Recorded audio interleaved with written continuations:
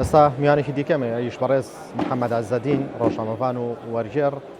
بەڕێز محەممەد عەزەدین بەخێر بێن. زۆر سپاس. لە ماوەی ڕابردوودا چەند کتێبێکتان وەرگێڕاوە، بۆ وەرگێڕان ئەنجامەدەن و وەرگێڕان دەتوانێت چی بۆ کتێبخانەی کوردی بکە؟ طبعا وەرگێڕان بەلای منەوە پردێکە بۆ ئاشناکردنی دووگەلی جیاواز بەیەکتر. بۆ ئێمەی کورد گرنگتر ئەوەیە چکە من کار لەسەر وەرگێڕانی لە تورکیەوە بۆ کوردی ناوەند دەکەم، ناسینی ئەو نووسەرە باکووریانەی ئەو کوردانەی کە بە تورکی نووسیویانە بۆ ئەوەی خوێنەران لە ڕۆژهەڵات و باشووری کوردستانیش بتوانن شارەزای نووسینەکانیان بن و لە نزیکەوە ئاگداری کتێب و بەسەرهاتەکانیان بن. وەرگێڕان زۆر زەڕورە، چونکە دوو نەتەوەیان دوو شێوەزاری جیاواز دەتوانێت لە یەکتر نزیکتر بکاتەوە.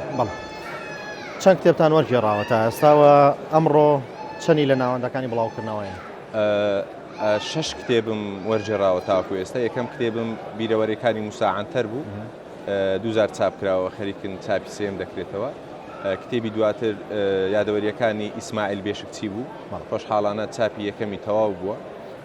لە دوای ئەو بۆ ئەم پێشانگایە 4 کتێبی جیاواز کردومەتە کوردی. یەک لەوانە کتێبی مەکتوب بۆ ئەتاتورکە لە تورکی عوسمانیەوە. جیاوازی چیە لەگەڵ تورکی تر؟ جیاوازیان زۆرە، چونکە تورکی عوسمانی لەگەڵ تورکی ئەمڕۆ لە ڕووی زمانەوانیەوە، لە ڕووی وشەوە، لە ڕووی دروستکردنی ڕستەوە زۆر جیاوازیان هەیە، زۆر قورسترە لە تورکی ئەمڕۆکەرکی وەرگێڕانەکەی بەخەدەر کتێبەکانی دیکەت سەرجەمیان. منەمە کتێبێکی بچووکە مەکتوب بۆ ئەتاتورک جەلات عادی بەدرخان نووسیتی 2 ساڵ پێوە خەریک بوویمە.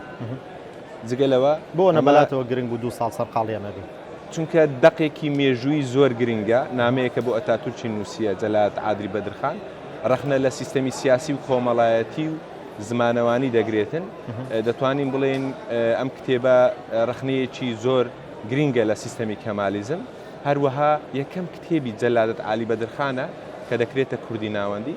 جەلات عادی بەدرخان کەسێکی گەورەیە، دامەزرێنەری ئەلفوبێی لاتینیە، نووسەرێک و ڕووناکبیرێکی گەورەی باکووری کوردستانە. یاسا هیچ کتێبێکی نەکرابووە کوردی ناوەند؟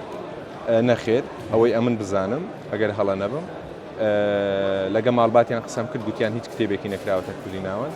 هەروەها من شێوازێکی جیاوازم لە وەرگێڕانیم کتێبە پێرەو کردەوە، ئەویش ئەوەیە بە شێوازی کوردی کلاسیکی وەرم جێراوە بۆ ئەوەی ئەو تاموبۆنەی کە جەلات عالی بەدرخان بە تورکی عوسمانی نووسیویەتی بگەینمە خوێنەرانی باشوور و ڕۆژهەڵاتی کوردستان. لە دوای کتێبەکەی جەلات عالی بەدرخان بریناڕەش کە دەستی جەنابتە جاندۆستە نووسیویتی، ڕۆمانوسی پێشەکی بۆ وەرگێڕانە کوردیەکەی نووسیوەیان سۆرانیەکەی ئەگەر بڵێن. محەممەد ئوزونیش پێشەکی بۆ دەقە کرمانزیەکە نووسیوە. ئەوەش لە ڕووی دەقی مێژوویەوە زۆر گرنگە، چونکە موسا عەنتەر ئەم کتێبەی لە ناو زیندانی تاکە کەسی لە ئیستانبول نووسیوە کە ئەو کات گوتنی یەک ڕستەیان یەک وشەی کوردی قەدەغە بووە. ئەو هەستاوە شانۆنامەیەکی لەسەر کێشەکانی کورد لە باکووری کوردستان بە زمانی کوردی شێوەزاری کرمانزی نووسیوە. یەکێکی دیکە لە کتێبەکان ئەوەی لە بەردەستە ژیانی مەلا سەعیدی کوردی کە بە سەعید نورسی بەناوبانگە.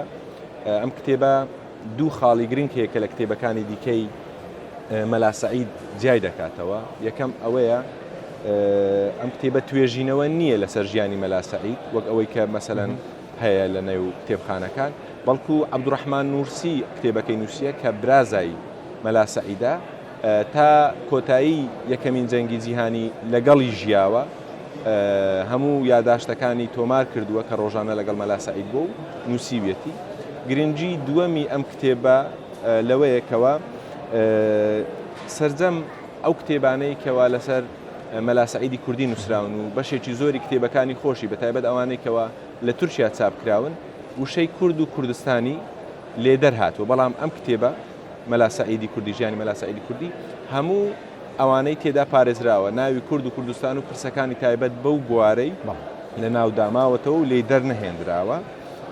کتێبی چوارەم کە لەم پێشانگایە بڵاو بۆ لەلایەن دەستگای فام هەرچوە کتێبەکە لای ئەوانەوە بڵاو کراوەتەوە کورتەی ژیانمی ئەکرەم جەمیل پاشایە ئەکرەم جەمیل پاشا کەسایەتێکی زۆر دیاری باکووری کوردستانە لە ماڵباتێکی زۆر دەوڵەمەند و بە بنەجەی دیار بکرن ئەکرەم جەمیل پاشا زۆر بە کورتی ژیانی خۆی نووسیوەتەوە گرنگی ئەم کتێبەش لەوەیەکەوە پەردە لەسەر زۆر لایەنی تاریکی باکووری کوردستان هەڵدەداتەوە لە سەرەتای سەدەی بیستەم هەم لە ڕێککەوتنی سیڤەر کە یەکێک بووە لەوانەی ڕۆڵی هەبووە لە ڕێککەوتن نامەی سیڤەر هەم یاوەری ئەتاتورک بووە بەڵام کاتێک ئەتاتورک دژی کوردڕا دەوەستێتەوە ئەویش لێی زیاد دەبێتەوە هەم دۆست و ڕەفاقەتی لەگەڵ کۆمەڵێک کەسایەتی زۆر دیاری هەر چوار پارچەی کوردستان هەبووە و دیداری لەگەڵیان هەبووە لەوانە